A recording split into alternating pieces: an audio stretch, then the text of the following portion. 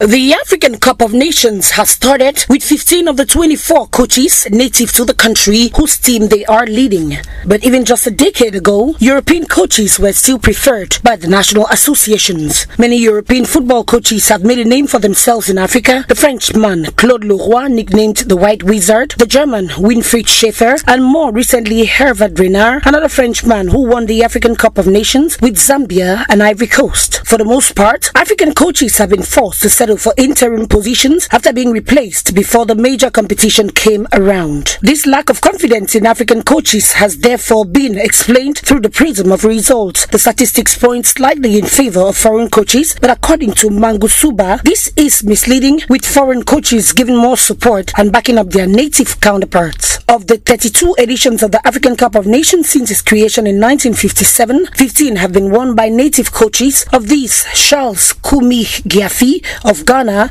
and Hassan Shihata of Egypt, lifting the trophy 3 times, each with respective nations. For some observers of African football, another reason that coaches from the continent have been overlooked in favor of foreigners is a lack of ambition. Malian journalist Bakari Cissé, who has been covering sports for more than 20 years in the country, believes they have earned that reputation through their style of work. Coached by Magasumba, Mali is participating in this year's AFCON, which started in Cameroon on Sunday, and have just qualified for the playoffs for the 2022 World Cup. Appointed initially as a caretaker, the coach in 2017, Magasumba, was given the job on a permanent basis in 2019. His vast experience includes coaching daring club Motema Pembe during the 1990s, one of the most successful periods in the Congolese club's victory. As Mali's national coach, he manages not the only senior team but all the youth level of the national setup. The cultivation of a clear identity for the national team is crucial, therefore, to them. It's worth noting that the new policy of developing young coaches on the continent is a perfect example of this approach. African football officials and coaches finally seem to have found a way to work together, and the coaches believe that the results are coming forth. However, they have pleaded for African coaches to have the right to learn from their mistakes. For the moment, these choices seem to be beneficial for many African countries and their national teams, such as Algeria, who won the last edition of the AFCON with Jamel Belmadi in charge. These coaches will be aiming to confirm their qualities in Cameroon in the hope